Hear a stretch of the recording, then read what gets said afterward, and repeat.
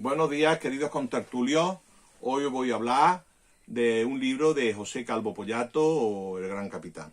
Dentro del recorrido que hacemos con este escritor, hoy os presento un libro diferente de los anteriores. Abarca épocas históricas muy diferentes de las que hasta ahora hemos presentado de él.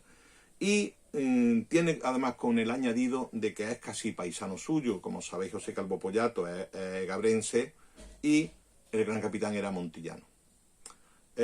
Gonzalo Fernández de Córdoba fue un segundón de la familia de Aguilar, del conde de Aguilar, propietario del castillo de Montilla, y que lógicamente al ser un segundón no puede heredar el título, y entonces en aquella época o te dedicaba a eclesiástico o te dedicaba a militar. Él escoge la carrera militar, a la que estaba muy preparado.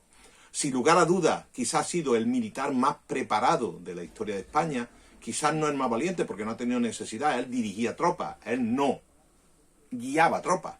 Él se pone al servicio de Fernando el Católico y de Isabel de Castilla. Isabel de Castilla durante la guerra civil que hubo entre Isabel y su hermana Juana, y su sobrina Juana, y entonces ahí pues guerrea a favor de Castilla. Después con Fernando el Católico, también como rey, era rey de Nápoles y de Sicilia, y por lo tanto había que defender aquellos territorios y todos los ducados y anexos a esos territorios donde el francés puso sus pies intentando eliminar esa influencia española y gobernar ellos.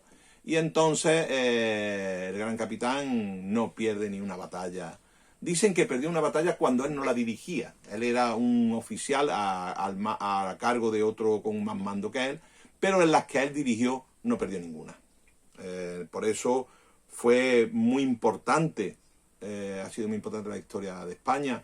También defendió a los estados pontificios.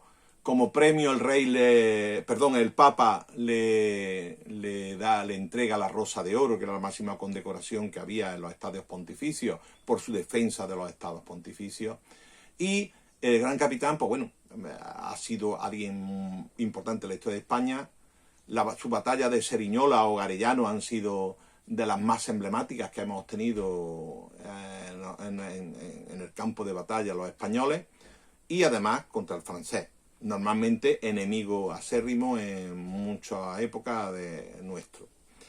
Por otro lado, con el posicionamiento familiar en favor de Felipe, marido de Juana de Castilla, el yerno de Fernando el Católico, cuando hay que tomar la regencia por incapacidad de la reina, pues al principio fue Fernando, y Fernando tiene que dejar paso a Felipe, que se encarga de dirigir el país durante 6 meses, pero al amparo de determinados nobles que lo apoyan, en detrimento de Fernando el Católico.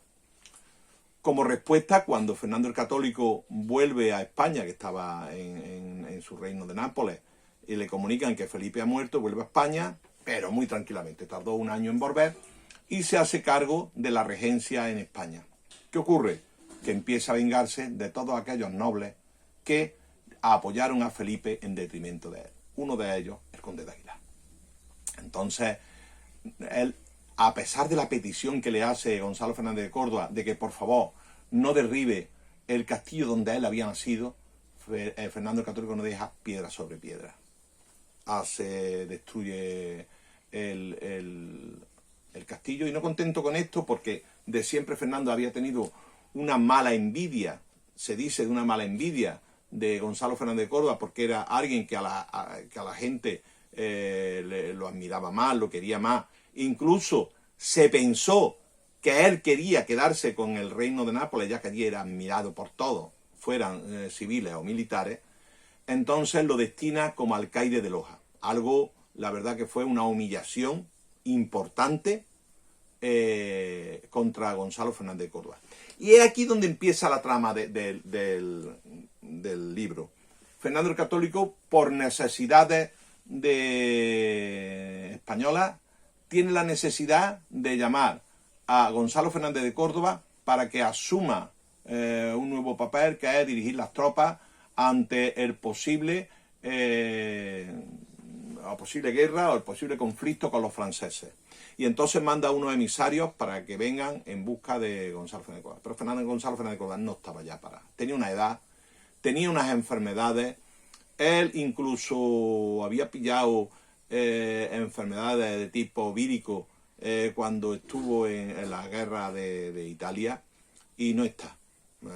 Tanto es así que aquello, que lo que fue una idea de incorporarlo nuevamente a la milicia con alto mando, no se lleva a la práctica, y pocos años después muere en Loja y sus restos se trasladan a Granada, donde actualmente están enterrados en un monasterio.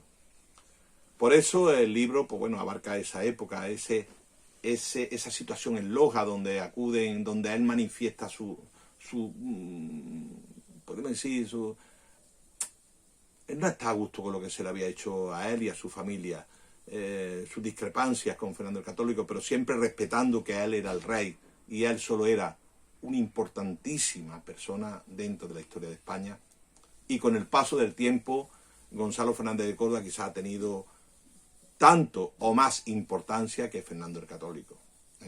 Fernando el Católico era cónyuge de Isabel y eso le hacía su vida entero, y Gonzalo Fernández de Córdoba solo era un militar que con su prestigio, su saber estar, su mando y su cariño hacia sus tropas ha pasado a la historia de España.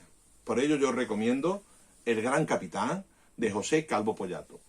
Dentro de la lectura de José Calvo, muy amena, muy tranquila, no nos vamos a enredar con los personajes y vamos a leerlos casi de corrido, a pesar de que ya empiezan a ser libros voluminosos los que José Calvo Pollato escribe, y en este caso muy bien aprovechados.